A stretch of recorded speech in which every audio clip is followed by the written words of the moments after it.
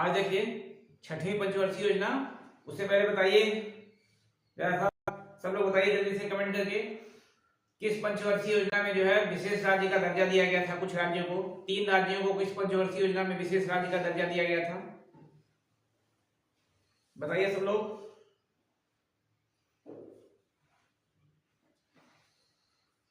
बताइए कमेंट करके, किस पंचवर्षीय योजना में 3 राज्यों को विशेष राज्य का दर्जा दिया गया था।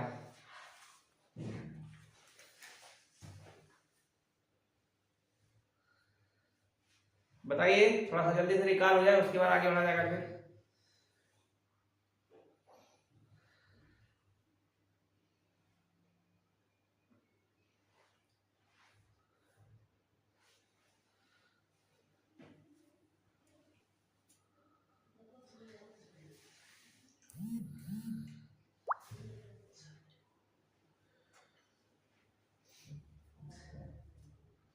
चलिए, अभी किसी का आंसर नहीं आया। देखिए, चौथी पंचवर्षीय योजना जो थी, चौथी पंचवर्षीय योजना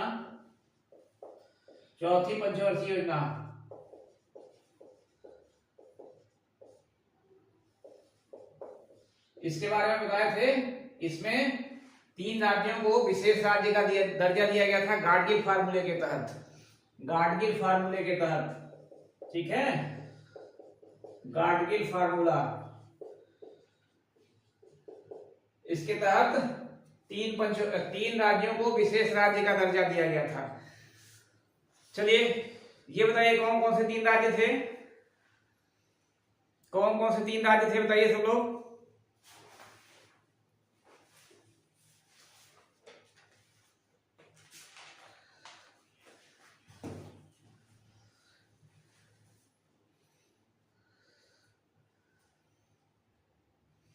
ठीक है, चौथी पंचवर्षीय योजना है। राज्य बताइए कौन कौन से 3 राज्य थे इन्हें विशेष राज्य गाडगिल फार्मूले के तहत विशेष राज्य का दर्जा दिया गया था, बताइए।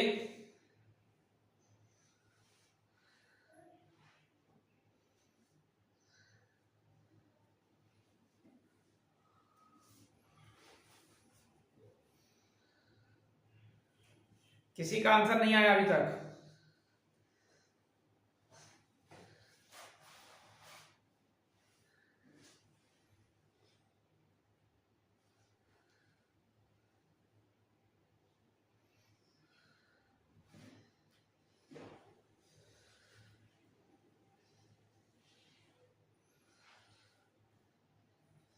देखिए, 3 राज्य थे, 3 राज्य, एक तो जम्मू कश्मीर J&K कई बार बता चुके हैं, फिर असम था, असम और नागालैंड, ठीक है। ये 3 राज्य थे, 3 राज्य जिन्हें गाडगिल फार्मूले के तहत विशेष राज्य का दर्जा दिया गया था, ठीक है। गाडगिल फार्मूले के तहत विशेष राज्य का दर्जा दिया गया था।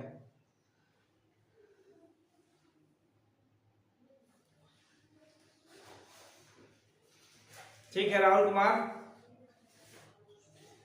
देखिए, अब अगला बताइए, थोड़ा बता दीजिए, फिर उसके बाद थोड़ा 2 दिन क्लास ब्रेक हो गया था, इसी वजह से थोड़ा सा जल्दी जल्दी रिकॉल कर लिया जाए, फिर आगे बढ़ा जाएगा। बताइए सब लोग जल्दी से, अंत्योदय योजना किस पंचवर्षीय योजना में शुरू की गई थी।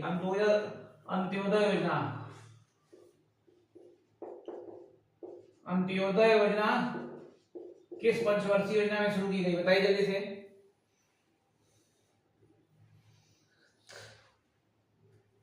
अंत्योदय योजना किस पंचवर्षीय योजना में शुरू की गई थी।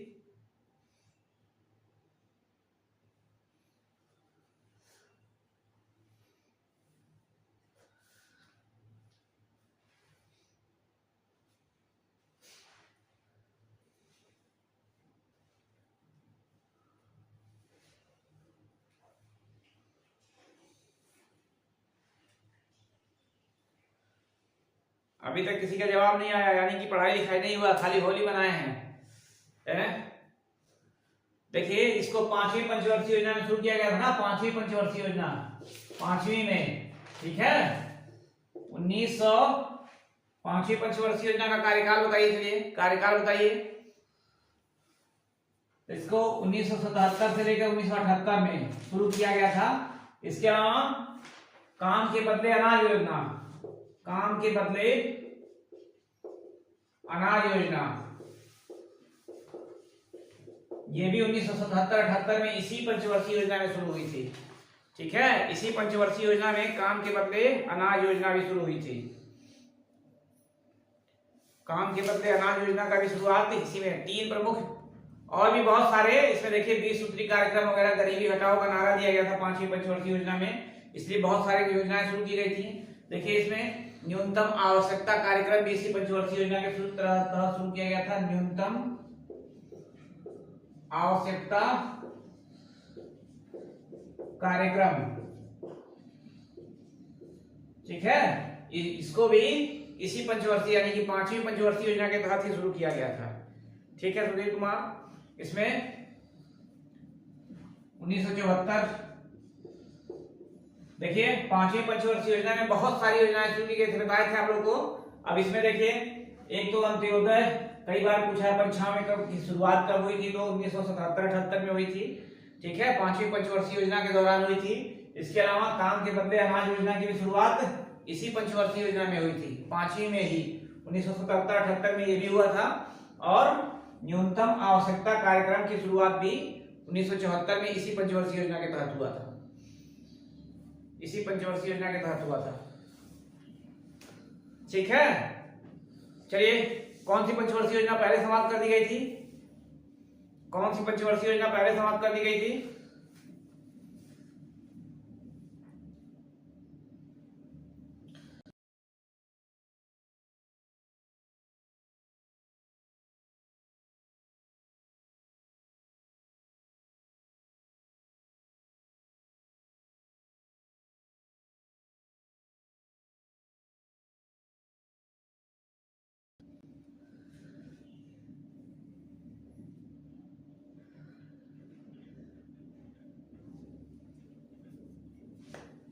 कौन सी पंचवर्षीय योजना पहले समाप्त कर दी गई थी?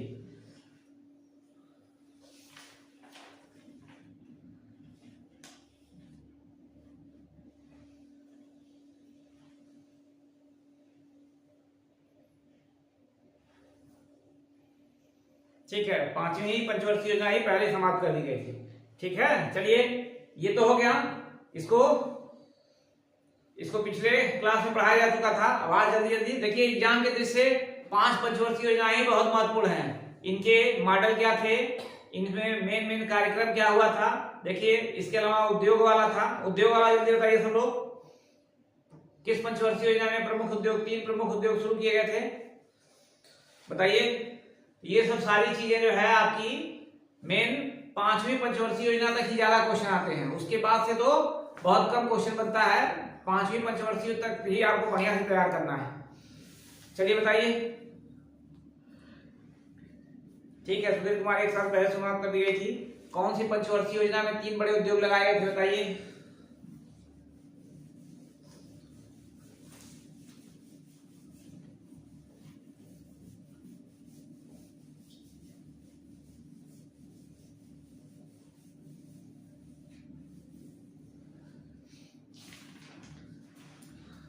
ठीक है, दूसरी पंचवर्षीय योजना में कौन कौन से थे, एक बार जल्दी से बता दीजिए, तब आगे बढ़ा जाए। कौन कौन से थे जल्दी से बता दीजिए। फिर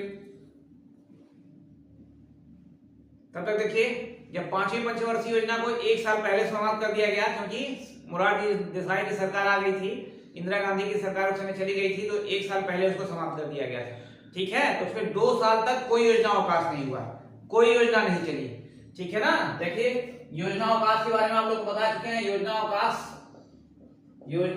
का मतलब क्या होता है कि उस दौरान कोई भी योजना ना चलना। तो पहला योजना अवकाश फर्स्ट जो था आपका 3 साल का 1966 से लेकर 1969 तक हो चुका था, 3 साल का। ठीक है, उसके बाद अब दूसरा योजना अवकाश आया आपका, दूसरा योजना अवकाश फिर 1978 से लेकर जब मोरारजी देसाई की सरकार आ गई, इंदिरा गांधी की सरकार गिर गई, तो फिर 2 साल कोई प्लान नहीं चला। ठीक है ना। 5वीं पंचवर्षीय योजना को 1 साल पहले यानी कि 4 साल में समाप्त कर दिया गया। फिर 2 साल तक दूसरा योजना अवकाश आया, 1978 से लेकर 80 तक, ठीक है, ये 2 वर्ष का योजना अवकाश, ठीक है। इस दौरान क्या हुआ, कोई पंचवर्षीय योजना नहीं चली और एक एक साल की योजना चली थी, जिसको रोलिंग प्लान कहा जाता है, रोलिंग प्लान, ठीक है। यहां तक बता दिया गया था रोलिंग प्लान, या उसी को अनवरत योजना कहा जाता है, ठीक है ना, अनवरत योजना। इसी 2 साल में चली थी रोलिंग प्लान, रोलिंग प्लान या फिर अनवरत योजना। ये दोनों कब चली थी, यही इसी योजना अवकाश के दौरान चली थी, 1978 तक से 1978 से लेकर 1980 तक, ठीक है। फिर अब इसके बाद शुरू हुई 6वीं पंचवर्षीय योजना 1980 में, 6वीं पंचवर्षीय योजना।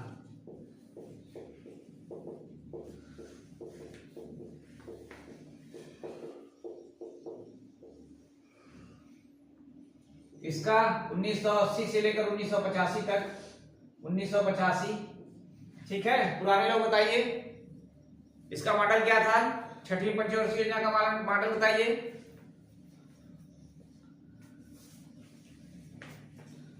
बताइए पुराने लोग भाई।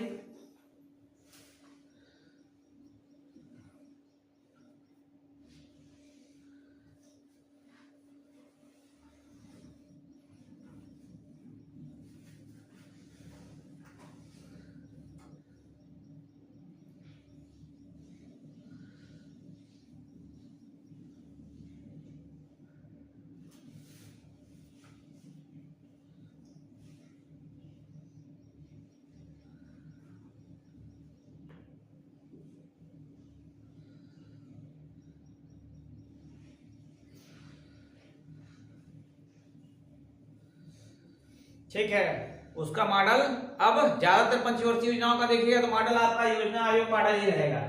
ज्यादातर पंचवर्षीय योजनाओं का मॉडल जो है, मॉडल योजना आयोग मॉडल, योजना आयोग मॉडल हो जाएगा, ठीक है। इसका मुख्य उद्देश्य महत्वपूर्ण है, इसका मुख्य उद्देश्य, क्योंकि इससे पहले 5वीं पंचवर्षीय योजना का मुख्य उद्देश्य था गरीबी हटाओ। अब इसमें गरीबी कैसे हटेगी, तो रोजगार सृजन करके, ठीक है, रोजगार पे इसमें विशेष जोर दिया गया था। तो रोजगार सृजन, और इसमें रोजगार सृजन मेन था, रोजगार सृजन और प्लस इसके अलावा साथ साथ जो है, रोजगार के अलावा गरीबी उन्मूलन भी इसमें भी था, गरीबी उन्मूलन।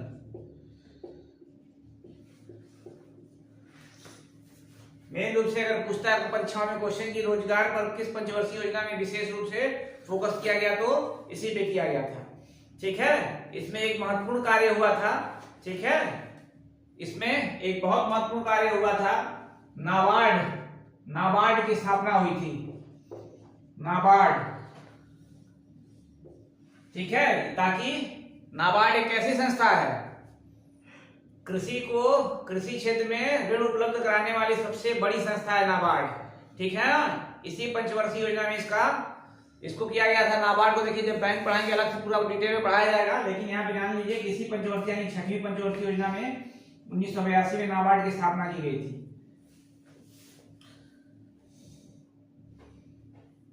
नाबार्ड को बताइए किस समिति की सिफारिश पर स्थापित किया गया था, कुछ लोग बताइए, पुराने लोग को बताया जा चुका है। नाबार्ड को किस समिति की सिफारिश पर स्थापित किया गया था,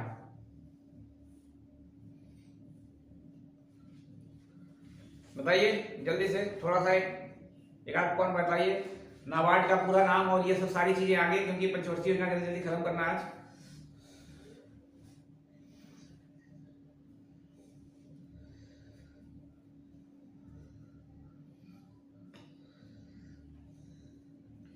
किसी का जवाब नहीं आया। सुधीर कुमार, राहुल कुमार, आप लोग को बताया जा चुका है। देखिए इसमें नाबार्ड जो है शिवरामन समिति थी, शिवरामन,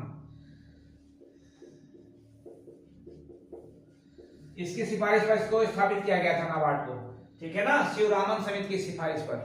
और नाबार्ड जो है ग्रामीण क्षेत्र में या कृषि क्षेत्र में कह लिया जाए कि ऋण उपलब्ध कराने वाली सबसे बड़ी संस्था है। हालांकि नाबार्ड में क्या है, डायरेक्ट किसी का खाता नहीं खोलता है, वो जिला सहकारी बैंक और इन सबों के माध्यम से ऋण उपलब्ध कराती है, इन सबों के माध्यम से ऋण उपलब्ध कराती है। चलिए इसके बाद देखिए 7वीं पंचवर्षीय योजना, कार्यकाल शुरू बताइए 7वीं पंचवर्षीय योजना का। 7वीं पंचवर्षीय योजना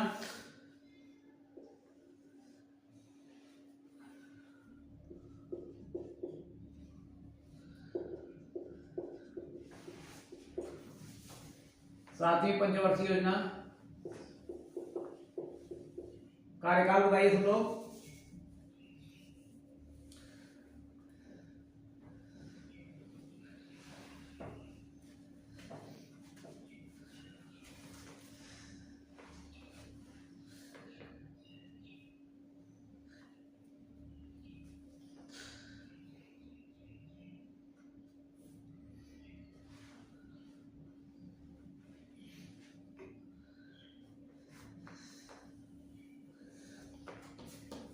ठीक है, 1985 से लेकर कोई गैप नहीं हुआ था 1990 तक। ठीक है, 85 से लेकर 90 तक। मॉडल इसका भी वही था, मॉडल योजना आयोग मॉडल,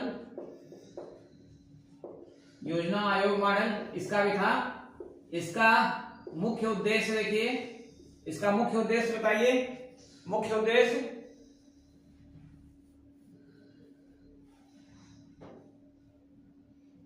बताइए। मुख्य उद्देश्य इसका देखिए, इसमें 4 प्रमुख मुख्य उद्देश्य थे। एक तो था उत्पादकता को बढ़ाना, उत्पादकता को बढ़ाना। ठीक है, मतलब कृषि क्षेत्र की उत्पादकता को बढ़ाना, कृषि क्षेत्र की उत्पादकता को बढ़ाना ये प्रमुख उद्देश्य था। इसके अलावा जो है देखिए रोजगार जुटाना, रोजगार जुटाना, रोजगार जुटाना।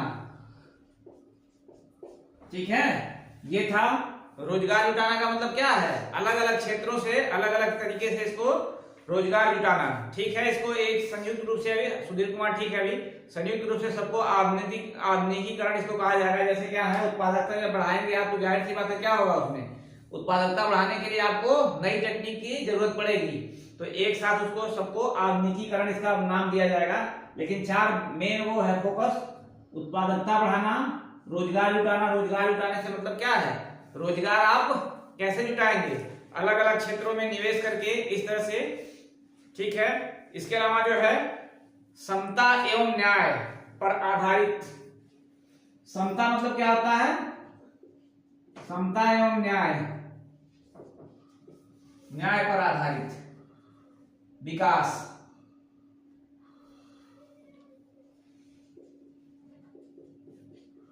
आधारित विकास। ठीक है, मतलब सबको एक साथ समान लेके चलना और सबको एक साथ इसके लिए प्रेरित करना। ठीक है, समता एवं तकनीक को और सुदृढ़ करना, तकनीकी सुदृढ़ीकरण, तकनीकी सुदृढ़ीकरण।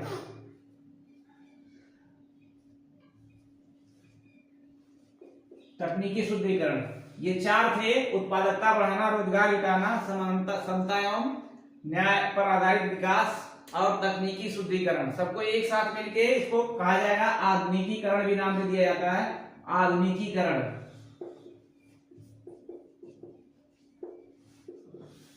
ठीक है, आधुनिकीकरण इसका अगर उद्देश्य पूछता है और ये सब सारी चीजें नहीं होती हैं तो आधुनिकीकरण इसका चारों को मिला के कर दिया जाता है। इसका मुख्य उद्देश्य क्या था, आधुनिकीकरण था।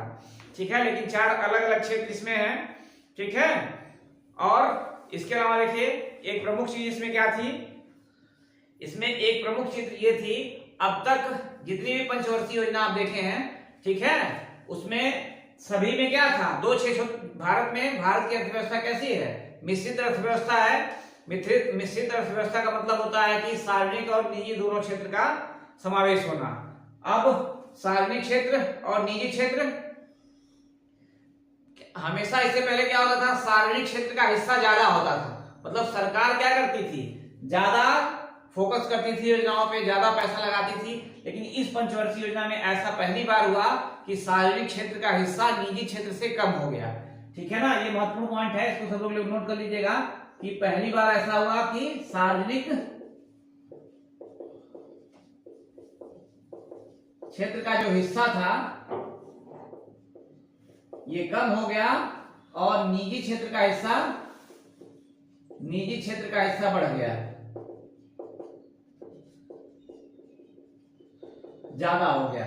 ठीक है ना, ये एक महत्वपूर्ण पॉइंट है कि सार्वजनिक क्षेत्र का हिस्सा पहली बार निजी क्षेत्र से कम हुआ। किस पंचवर्षीय योजना में हुआ? तो 7वीं पंचवर्षीय योजना में हुआ। 7वीं पंचवर्षीय योजना में ये हुआ।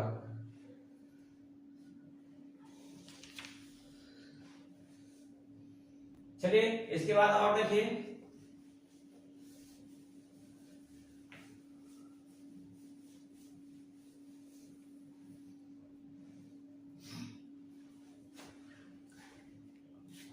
अब देखिए क्या हुआ। 1990 का दौर आप लोग कई बार सुने होंगे। 1990 का दौर क्या हुआ, भारतीय अर्थव्यवस्था बहुत ज्यादा खराब हो गई थी। ठीक है ना, भारतीय अर्थव्यवस्था मतलब क्या था, ये जैसे श्रीलंका की हाल अभी जब देख रहे हैं उस दौर में पहुंचने वाली थी। मतलब भारत के पास केवल 15 दिनों का क्या था, 15 दिन के संसाधन थे हर क्षेत्र में। ऐसे समय में क्या हुआ, अब तक भारत की जो अर्थव्यवस्था थी वो बंद अर्थव्यवस्था थी। ठीक है ना, मतलब बाहर से निवेश नहीं होता था, दूसरे देश हमारे यहाँ निवेश नहीं करते थे, हल्की फुल्की चीजें, आयात निर्यात भी बहुत ज्यादा नहीं होता था, तो बंद था क्योंकि टैक्स भारत सरकार ने बहुत ज्यादा लगा रखा था। बाहर से कोई कंपनी अगर भारत में आ रही है तो बहुत इतना ज्यादा टैक्स होता था, इसकी वजह से क्या था, ज्यादा कंपनियां भारत में आती नहीं थी। इसी वजह से पहली बार ऐसा हुआ कि भारत के पास बहुत ज्यादा आर्थिक संकट आ गया। 15 दिन की सारी चीजें थी, संसाधन थे।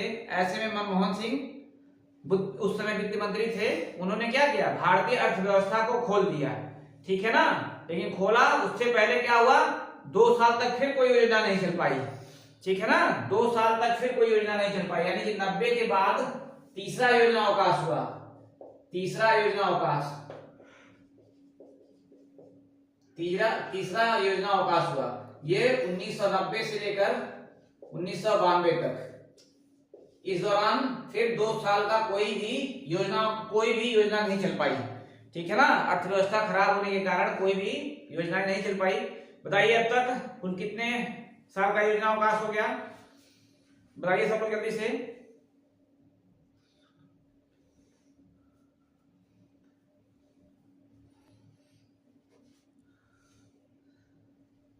कितने साल का योजना अवकाश हुआ अब तक?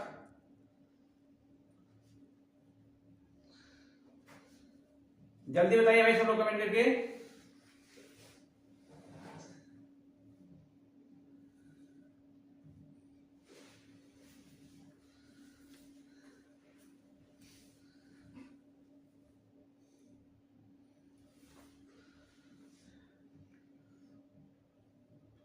किसी का आंसर अभी तक नहीं आया, क्यों नहीं आया भाई? कितना हुआ जी, सिंपल सा जोड़िए। पहली योजना अवकाश में कितने साल का योजना था, अवकाश हुआ था 1966 से लेकर 69 तक, तीन वर्ष का योजना अवकाश। दूसरा अभी बताया 1978 से 80 तक 2 साल का, और फिर ये तीसरा 2 साल का फिर हो गया, यानी ये कुल योजना अवकाश हो गया 7 वर्ष का। तीनों योजना अवकाश मिला के 7 वर्ष का योजना अवकाश हुआ। 7 वर्ष।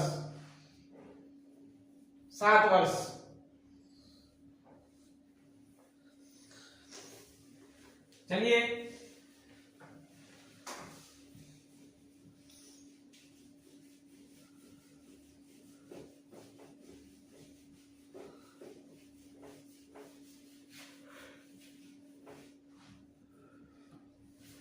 इसके बाद देखिए 8वीं पंचवर्षीय योजना। 8वीं पंचवर्षीय योजना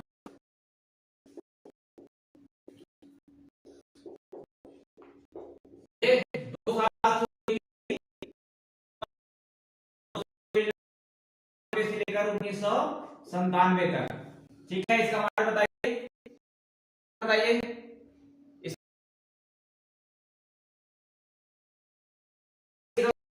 1990 में क्या हुआ, 1990-91 में तीन महत्वपूर्ण काम हुए जिसको कहा जाता है एलपीजी। मनमोहन सिंह ने कैसे भारतीय अर्थव्यवस्था को बताया था एलपीजी।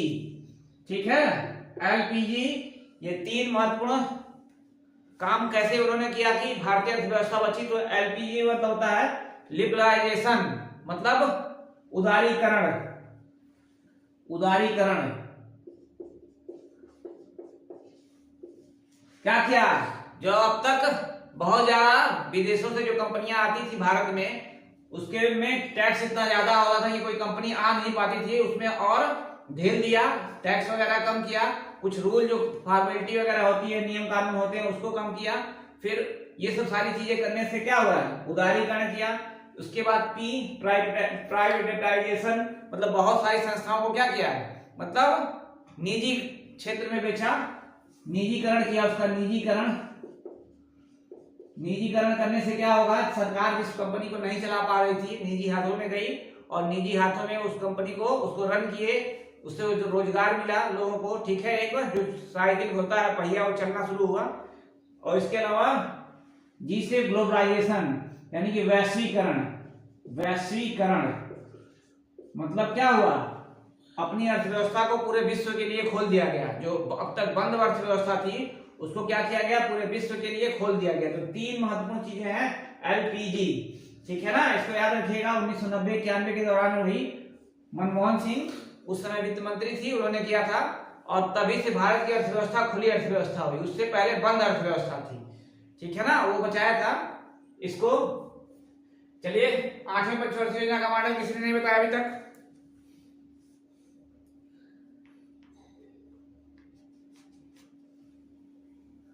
ठीक है, Subhash Kumar, John W Miller, ठीक है, इसका योजना आयोग मॉडल नहीं है, जॉन डब्ल्यू मिलर है इसके मॉडल। इसका मॉडल देखिए, जॉन डब्ल्यू मिलर,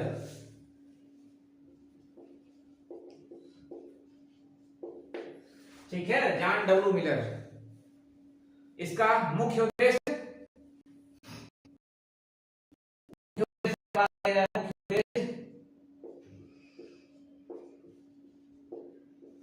बताइए सब लोग, मुख्य उद्देश्य इसका क्या था, मुख्य उद्देश्य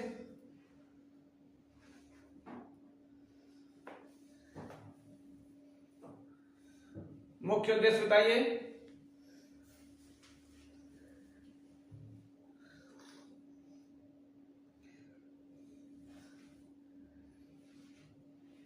इसका मुख्य उद्देश्य अगर देखा जाए तो सर्वांगीण मानव विकास,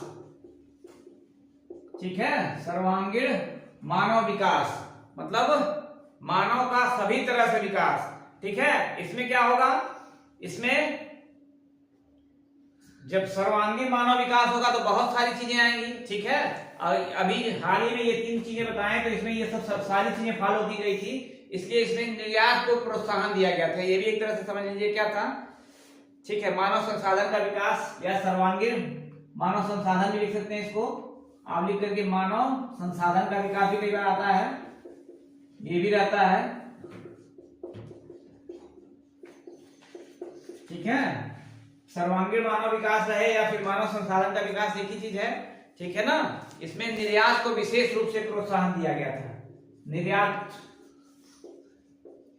को प्रोत्साहन, निर्यात को प्रोत्साहन दिया गया, ठीक है। और अभी तक की जितनी भी पंचवर्षीय योजनाएं थी, अभी तक की जितनी भी पंचवर्षीय योजना आपने पढ़ा है, ठीक है, उसमें सबसे सफल योजना ये थी। अभी जो भी आपने अभी 1 से लेकर 8 तक पढ़ा, उसमें सबसे सफल योजना ये थी, सबसे सफल योजना,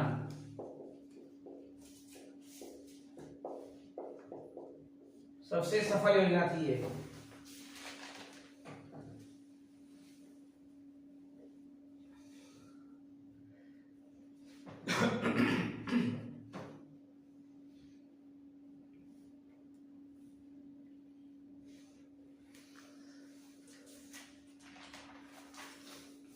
चलिए जल्दी जल्दी और देख लीजिए, क्योंकि अब पंचवर्षीय योजनाओं को खत्म करना है।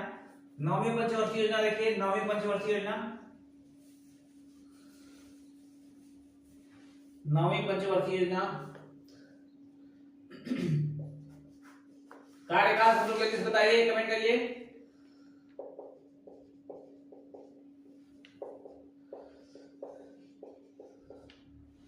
नवीन पंचवर्षीय योजना कार्यकाल जल्दी से बताइए। कार्यकाल जल्दी जल्दी बताते रहिए ताकि ये लगेगा ना सारे लोग जुड़े हुए हैं, थोड़ा सा इससे मनोबल बढ़ता है। जल्दी बताइए, नवीन पंचवर्षीय योजना का कार्यकाल बताइए।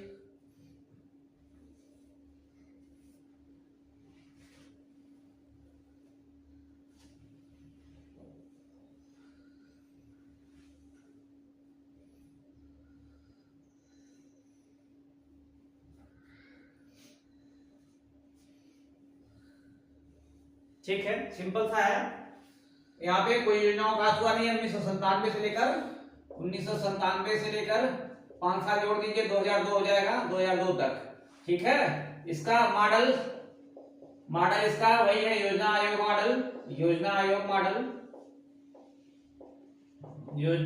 मॉडल।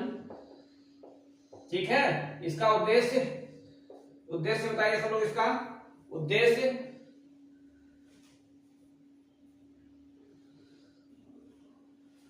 देखिए, सामाजिक न्याय एवं, ठीक है, सामाजिक न्याय एवं समानता के साथ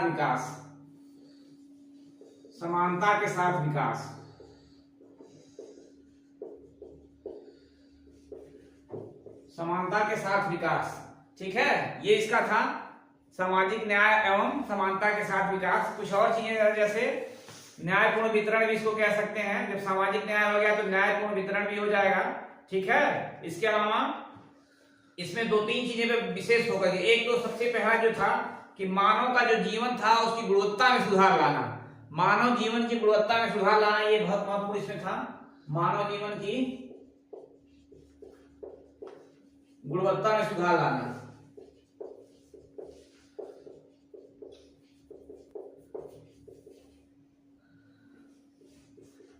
ठीक है ना, ये इसका सर्वोच्च प्राथमिकता में से ये भी कह लीजिए एक था कि मानव जीवन की गुणवत्ता में सुधार लाना। किस पंचवर्षीय योजना में विशेष फोकस किया गया था? तो ये नवीं पंचवर्षीय योजना में विशेष इस पे फोकस किया गया था। ठीक है सुधीर कुमार, ठीक है। इसमें देखिए ये हो गया नवीं पंचवर्षीय योजना। देखिए बार बार कह रहा हूं कि 1 से लेके क्या है 5 तक की पंचवर्षीय योजनाएं ऐसी हैं जिसपे आपका ज्यादा क्वेश्चन बनता है। बाकी पंचवर्षीय योजना का कार्यकाल जानते रहिए, मेन चीजें जानते रहिए। चलिए अब जल्दी से बताइए सब लोग 10वीं पंचवर्षीय योजना, 10वीं पंचवर्षीय योजना के बारे में बताइए।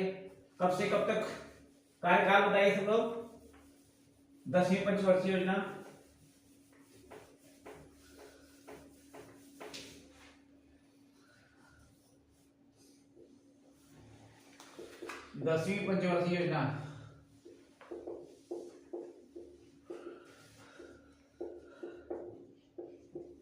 कार्यकाल बताइए, जल्दी से कार्यकाल बताइए।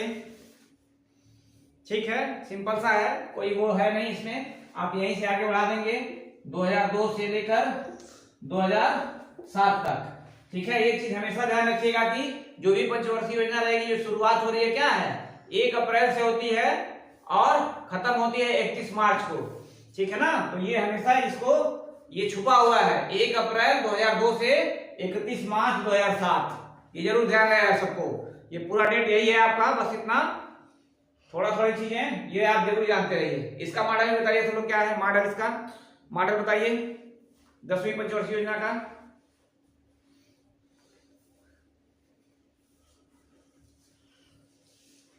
ठीक है, मॉडल यही है इसका, मॉडल जो है योजना आयोग ही है, योजना आयोग मॉडल।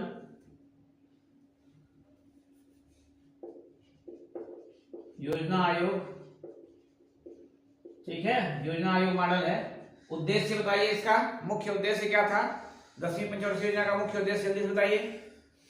मुख्य उद्देश्य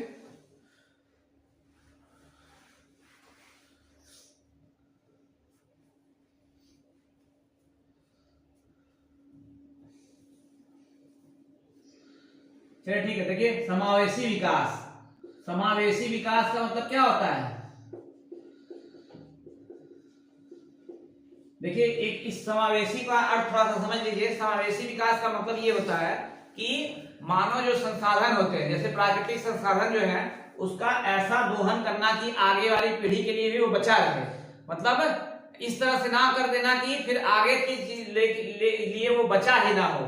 तो समावेशी का मतलब यही होता है, थोड़ा सा इस शब्दों को ध्यान दीजिएगा कि समावेशी का मतलब होता है कि जो भी हम संसाधन, प्राकृतिक संसाधन यूज करेंगे उसको भविष्य को ध्यान में रखते हुए यूज करेंगे, उसका इतना ना दोहन कर दें कि फिर क्या हो, आगे आने वाली पीढ़ियों के लिए उसमें दिक्कत हो। तो समावेशी विकास था। इसके अलावा क्या था, इसके अलावा ये बता था, बताइए सब लोग। ठीक है सुरेश कुमार, ठीक है। निजी क्षेत्र का आविर्भाव बहुत तेजी से इसमें करना था, निजी क्षेत्र प्लस था निजी क्षेत्र का आविर्भाव। ठीक है, और ये तो मुख्य उद्देश्य हो गया।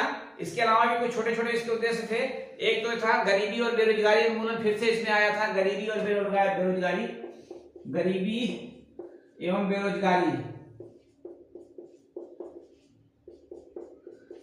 उन्मूलन। ठीक है, इस पे भी फोकस किया गया था। इसके अलावा 50% गरीबी को, इसी वजह से इसमें देखिए मेन रखा गया था, गरीबी को 50% कम करना। जितनी उस समय गरीबी थी, गरीबी को 50% कम करना।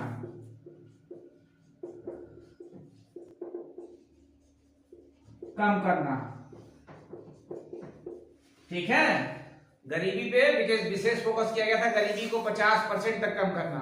देखिए इसमें, और इसके अलावा देखिए रोजगार है, तो रोजगार में 80 मिलियन, ठीक है ना, 80 मिलियन लोगों को रोजगार देना, लोगों को रोजगार। देखिए ये चीजें, दोनों चीजें परीक्षाओं में पूछ चुका है, इसलिए इसको लिखवा दिए हैं। हालांकि इतना ज्यादा महत्वपूर्ण है, लेकिन फिर भी ये दोनों चीजें पूछ चुका है कि किस पंचवर्षीय योजना में गरीबी को 50% तक कम करना था। देखिए गरीबी उन्मूलन या गरीबी हटाओ का नारा 5वीं पंचवर्षीय योजना में, लेकिन इसमें 10वीं पंचवर्षीय योजना में गरीबी को 50% तक लाना था। ठीक है, इसके अलावा रोजगार में 80 मिलियन रोजगार देना। ठीक है ना, इस पंचवर्षीय योजना में विशेष फोकस किया गया था। देखिए एक चीज और छूट गया, एक क्वेश्चन अक्सर आता है, आया था एक बार क्वेश्चन परीक्षा में कि किस पंचवर्षीय योजना के दौरान भारत WTO का सदस्य बना था। या सब लोग कमेंट करके बताइए। तो एक क्वेश्चन ये आया हुआ क्वेश्चन है, किस पंचवर्षीय योजना के दौरान भारत WTO का सदस्य बना। बताइए कमेंट करके सब लोग, किस पंचवर्षीय योजना के दौरान भारत WTO का सदस्य बना था।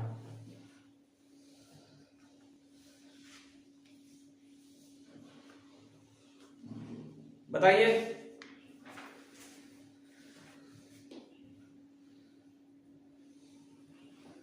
ये आया हुआ क्वेश्चन है परीक्षा में कि किस पंचवर्षीय योजना के दौरान भारत WTO का सदस्य बना था। बताइए, जल्दी बताइए, तब तक आगे देखिए। 11वीं पंचवर्षीय योजना, 11वीं पंचवर्षीय योजना।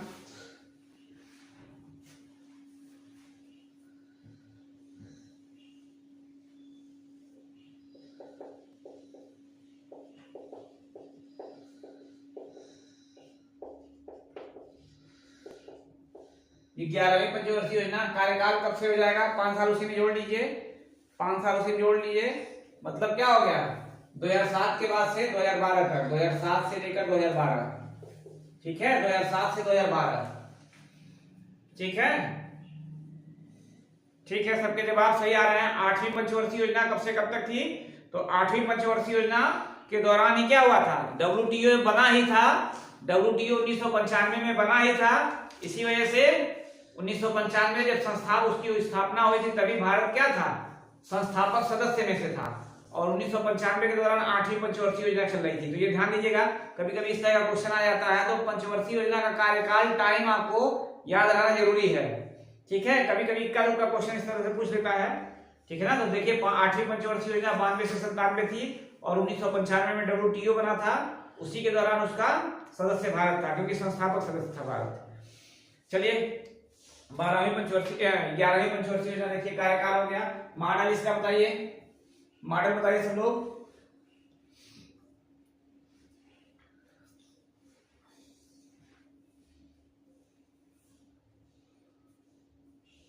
ठीक है, मॉडल इसका वही रहेगा, योजना आयोग मॉडल ही रहेगा, योजना आयोग ठीक है, मॉडल वही हो जाएगा। इसका उद्देश्य क्या था, मुख्य उद्देश्य बताइए सब लोग, मुख्य उद्देश्य, ठीक है, उद्देश्य बताइए, मुख्य उद्देश्य क्या था। और थोड़ा क्लास भी सब लोग लाइक कर दीजिएगा, क्लास जो है लाइक करने में सब लोग कंजूसी करते हैं, क्लास जरूर लाइक कर दिया कीजिए।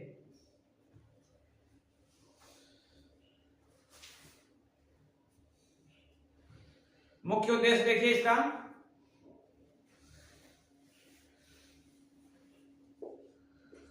तीव्रतर एवं समावेशी विकास, ठीक है ना। तीव्रतर एवं समावेशी, समावेशी शब्द जरूर ध्यान रखिएगा, क्योंकि समावेशी शब्द के बारे में भी बताए हैं क्या होता है, कि मतलब प्राकृतिक संसाधनों को आगे की पीढ़ी के लिए बचा के रखना है, इतना ज्यादा दोहन ना करना कि क्या हो, कि आगे की पीढ़ी के लिए बचे ही ना। तो ये जरूर शब्द ध्यान रखिएगा आप लोग, ठीक है ना।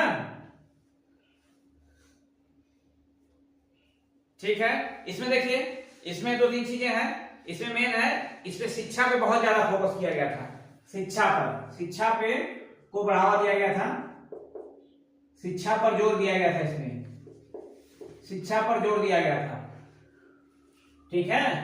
अभी देखिए संविधान जब पढ़ेंगे आप लोग, संविधान में शिक्षा का अधिकार एक आया था ना, शिक्षा अधिकार अधिनियम कब पारित हुआ था, शिक्षा अधिकार अधिनियम, शिक्षा अधिकार अधिनियम,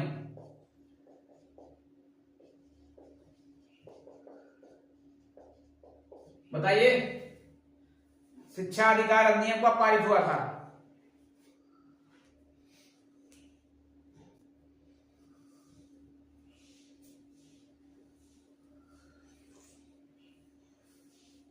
चलिए देखिए, ये 2009 में शिक्षा अधिकार अधिनियम पारित किया गया था।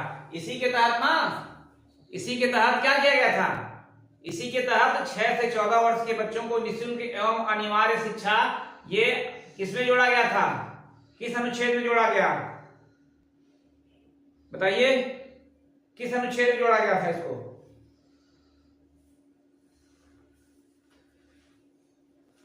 छह से 14 वर्ष के बच्चों के लिए निःशुल्क एवं अनिवार्य शिक्षा, इसको किस अधिनियम में जोड़ा गया था।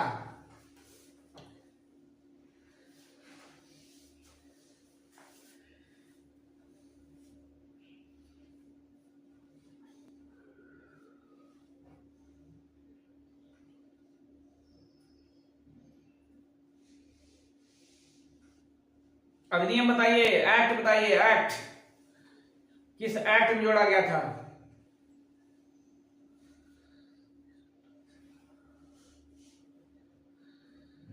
किसी का जवाब नहीं आया, पुराने लोग कई बार बताया जा चुका है, एक्ट 21A में जोड़ा गया था इसको, 6 से 14 वर्ष के बच्चों को निःशुल्क एवं अनिवार्य शिक्षा, एक्ट 21A में जोड़ा गया था, ठीक है, और इसको 2010 में लागू किया गया था। चलिए, यह आपका हो गया 10वीं पंचवर्षीय योजना। 11वीं पंचवर्षीय योजना में मेन रूप से याद रखिएगा, शिक्षा पे जोर दिया गया था, क्योंकि शिक्षा अधिकार अधिनियम 2009 पारित किया गया था, लागू हालांकि इसको 2010 में किया गया था, और एक्ट 21A में इसको जोड़ा गया था, ठीक है। इसको बताएंगे जब संविधान पढ़ाया जाएगा। चलिए, इसके बाद लास्ट है 12वीं पंचवर्षीय योजना, खत्म कर दिया जाए इसको। 12वीं पंचवर्षीय योजना,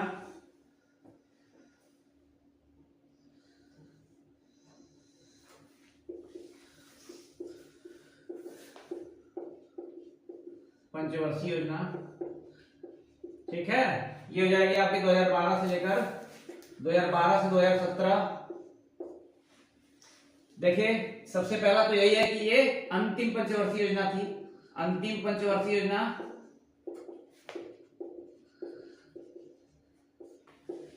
अंतिम पंचवर्षीय योजना थी।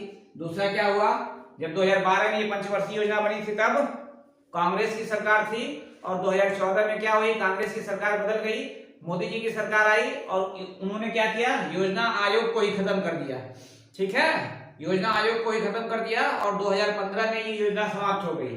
और 2015 से क्या हुआ, योजना आयोग की जगह नया आयोग आ गया। कौन सा आयोग आया, सब लोग बताइए, कौन सा आयोग आया,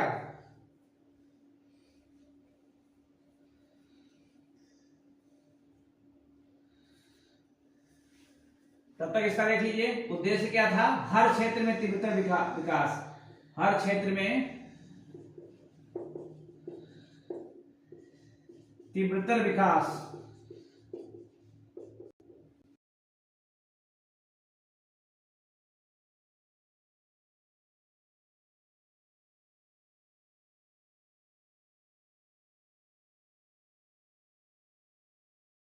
मॉडल इसका था।